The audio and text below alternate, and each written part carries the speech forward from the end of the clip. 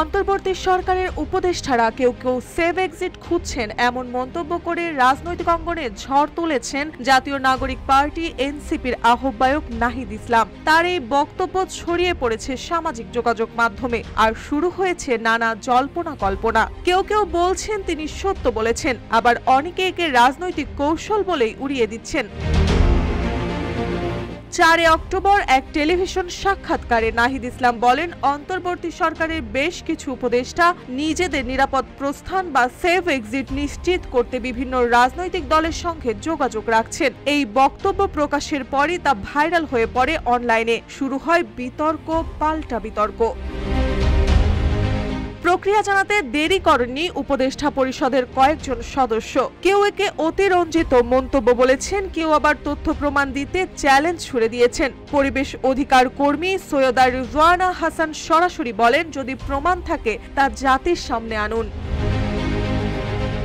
এদিকে এনসিপি বলেছে, নাহিদ ইসলামের বক্তব্যের পেছনে বাস্তবতা আছে। দলের যুগ্ম আহ্বায়ক সামান্থা শারমিন বলেন, সরকারের ভেতর থেকেই পর্যবেক্ষণ করেই নাহিদ এমন মন্তব্য করেছেন।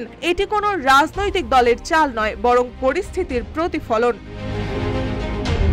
তিনি আরো অভিযোগ করেন, অনেকে দায়িত্বে থেকেও দায় এড়ানোর চেষ্টা করেছেন, অথচ এই সরকার এসেছে জনগণের আন্দোলন আর তরুণদের রক্তের বিনিময়ে। দলের উত্তরাঞ্চলীয় সংগঠক সার্জিস আলমও বলেন, কিছু উপদেষ্টা শুধু নির্বাচন শেষ করে বিদায় নিতে চান। তারা যে দায়িত্বে আছেন সেই দায়বোধ যেন হারিয়ে ফেলেছেন।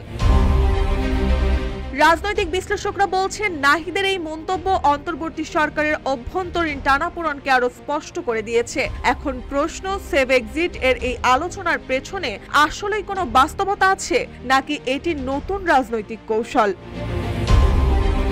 গণঅভ্যুত্থানের স্বপ্ন ছিল পরিবর্তনের। কিছু উপদেষ্টাদের নিরাপদ প্রস্থানের আলোচনায় সেই স্বপ্ন এখন যেন প্রশ্নের মুখে। সরকার কি সত্যি পরিবর্তনের পথে হাঁটছে, নাকি কেউ কেউ ইতিমধ্যেই পথ খুঁজছে বেরিয়ে যাওয়ার? মার্জিয়া মৌ, রূপালী বাংলাদেশ।